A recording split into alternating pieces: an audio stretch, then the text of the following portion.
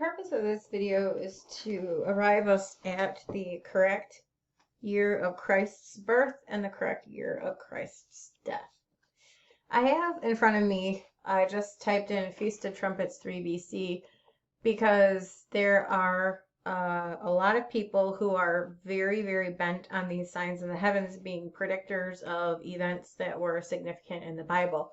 And we're going to show why it is problematic on basically all fronts to even venture into this signs in the heavens conversation, because I have yet to hear where it leads anyone to a right answer. Feast of Trumpets 3 BC. People are saying September 11th, 3 BC, there was some kind of a sign in the heavens.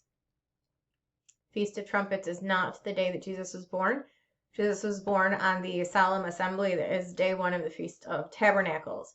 This is evidenced in John 1:14 and Haggai 2, and also in Leviticus 23, forward looking to Matthew 1, which the Feast of Tabernacles foreshadowed Emmanuel, meaning God with us. That is what the Feast of Tabernacles was all about, when Jesus brought his tabernacle from heaven to earth to dwell among men. He was born on day one of the Feast of Tabernacles, solemn assembly. The eighth-day assembly, also a solemn assembly, which denoted the circumcision of Christ. Verily, he took not on himself the nature of angels, but he took on him the seed of Abraham. The seed of Abraham was covenanted with God to be circumcised on the eighth day, Genesis 15, and also Leviticus 12.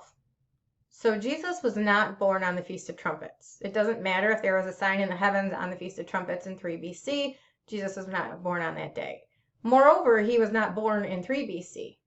Herod died in Nisan of 4 BC, which is a year and a half before this purported date that Jesus was born. In order to make accurate that Jesus was born prior to Herod, which the Bible tells us he was, and that he was approximately 2 years of age, because Herod had all male children slain up to 2 years of age, means that Jesus would have had to have been born prior to Nisan of 4 BC, which makes even Tishri of 4 BC not a good date. The soonest that he could have been born was Tishri of 5 BC, but because of the age, it was probably Tishri of 6 BC, making him 18 months old when Herod died.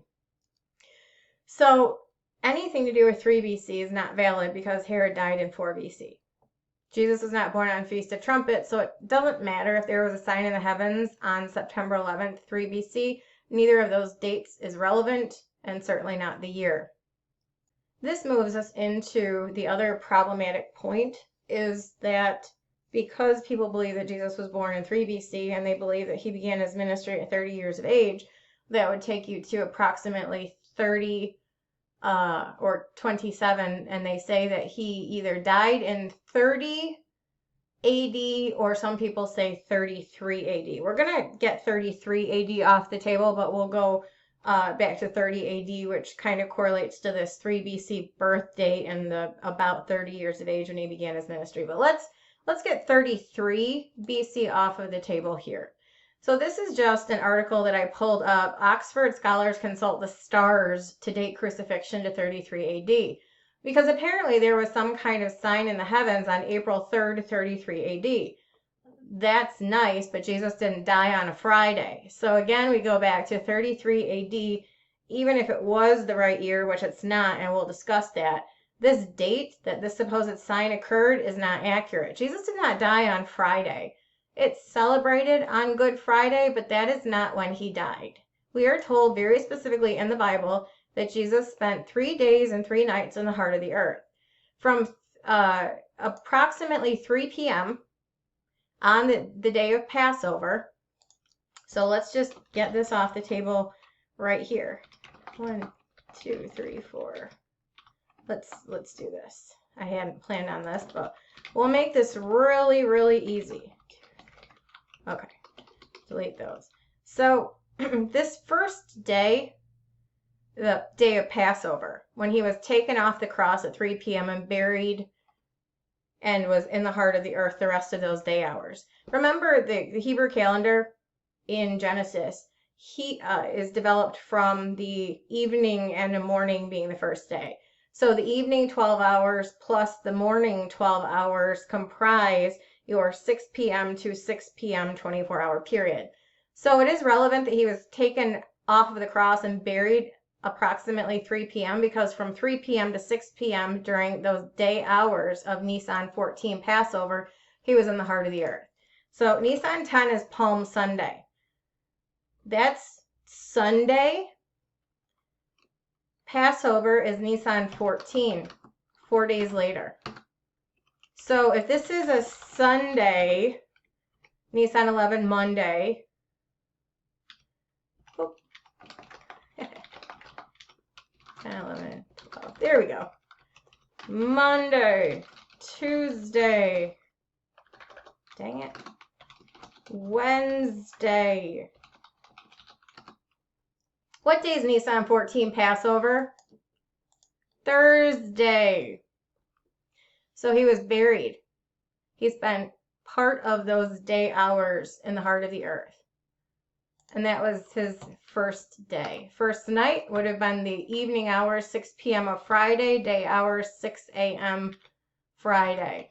2, 6 p.m., the beginning of the second night in the heart of the earth on Saturday, the third night in the heart of the earth on Sunday. So you have the day Thursday, day 2 Friday, day 3 Saturday, and he rose before dawn on Sunday, Matthew 28. So Jesus did not die on Friday. It doesn't matter what sign in the heavens was there on a Friday on April 3rd in 33 AD, because not only is 33 AD not the correct year, Friday is not the right day. Now let's go back to this 30 AD thing, which comes from Jesus being about 30 years of age when he began his ministry, and people believing he was born in 3 BC, which we've already established based on the year of Herod's death is not possible. However, even here, people ask, Nisan 14, 30 AD or 33 AD, and they are saying that there was a period of 3 hours of darkness on Nisan 14 in 30 AD.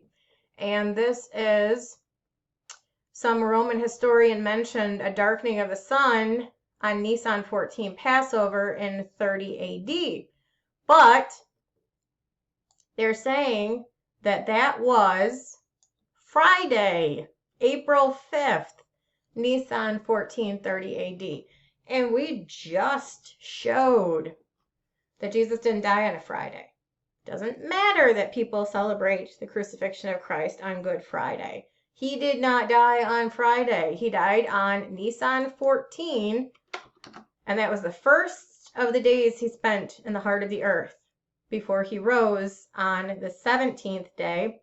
Friday would have been Nisan 15. 16, Nisan 17, Sunday. First fruits. So, frankly, I don't care what signs in the heavens people say.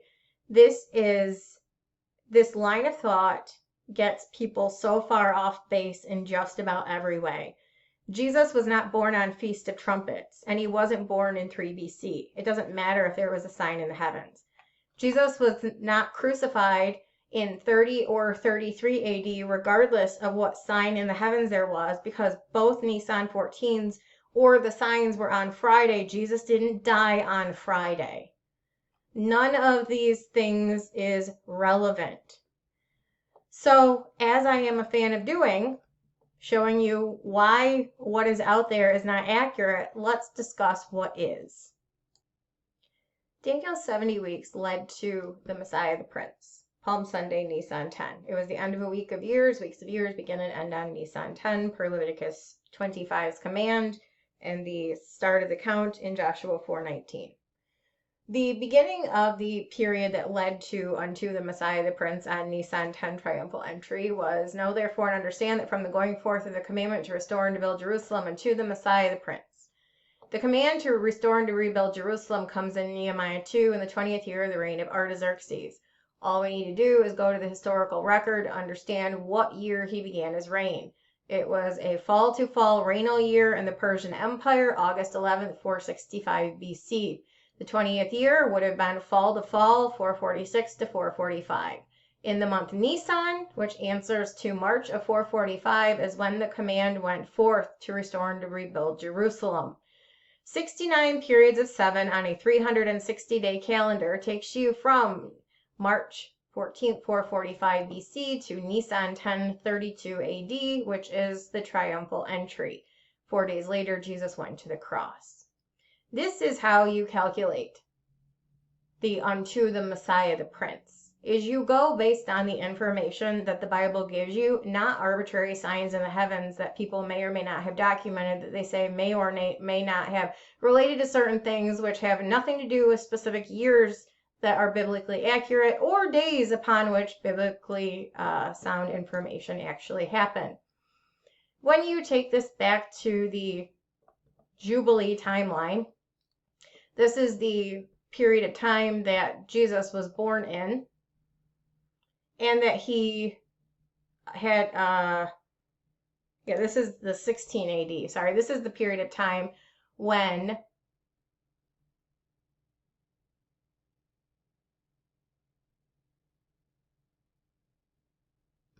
(16 AD). It's the Jubilee period that Jesus' ministry occurred in. Sorry, I'm trying to figure out what my chart is looking at. This was the transition from BC to AD, 34 BC to 16 AD, counting Jubilee years. It shows the transition. But here we have the week of years from this Jubilee year to this Jubilee year, these Sabbath cycles, the 7 periods of 7, and then the declaration of Jubilee in the 50th year. What you see is this is the first period of 7, second period of 7, third period of 7. This is the third day. This is the year in which the third day occurred, Jesus rising on the third day. It was in year 3 of week 3 of the 7 Sabbaths of years.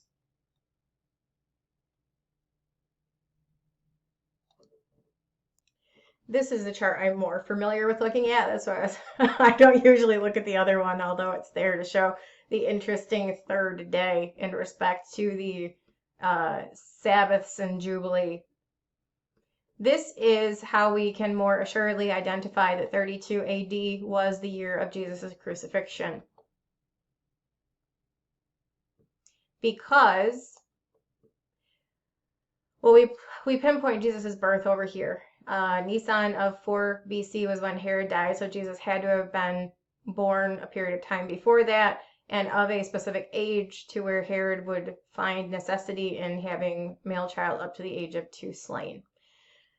After Herod died, the angel of the Lord came to Joseph and told them it was safe to go back to Israel, but they took the long way. So if we assume that it took them about 18 months to travel back, they would have landed in Nazareth somewhere around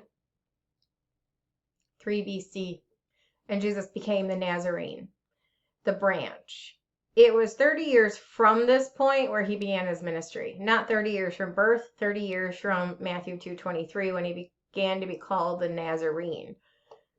As the branch, or the Nazarene, he was prophesied to grow up out of his place and do specific things. So he assumed that title right here, not from his birth. So 30 years of age from this 3 BC to the beginning of his ministry, about 30 years would take you to 28 AD. Tishri 10 specifically of 28 AD. Bear in mind that Jesus was born on Tishri 15, which means he began his ministry 5 days before his birthday. So if they came back in 4 BC, he would have been about to turn 31. If they came back in 3 BC and settled in Nazareth, then he would have been 5 days premature to his 30th birthday, 30 years from assuming the role of the branch, rather. And then 28 AD is verifiable because John the Baptist was 6 months older than Jesus, and he began to pave the way for Jesus in the 15th year of the reign of Tiberius. So that would have been in the month Nisan or thereabouts, and Jesus began his ministry in the month Tishri of 28 AD. Plus 3.5 years takes you to Nisan 10 of 32 AD, and 2,000 years from there, based on a 1406 entry date, is when Jesus will return at the second coming. minus 7 puts 2025 as the start of the 70th week and thus the rapture of the church. So while I understand that there is a love of signs in the heavens so that people can point to something and count to or from or try to make sense of things, there is no biblical basis for any of the signs in the heavens related to 3 BC or 30 AD or 33 AD having any accuracy whatsoever. Based on the regnal years of the Persians, and specifically Artaxerxes I Longimanus, the 20th year of his reign is March of 445 BC, plus 173,880 days, which is 69 periods of 7 on a 360-day calendar, you arrive at none other than Nisan 10, the end of the week of years, the end of the first 69 weeks of years specifically, triumphal entry unto the Messiah, the Prince, 32 AD, which works very well with the reign of Tiberius, which we gather from Luke 3, and also from Luke 3 is Jesus' age respective to his assumption as the role of the branch, i.e. the Nazarene, when they came back to Israel after Herod died, Herod having died in 4 BC, which makes Jesus' birth in 3 BC, totally inaccurate. If you have any questions, let me know. But this is why, one of the reasons why I believe that we shouldn't even pay attention to these signs in the heavens, because they lead us to inaccurate places. And if you are trying to get answers, things that lead you to inaccurate conclusions are not a good place to stay.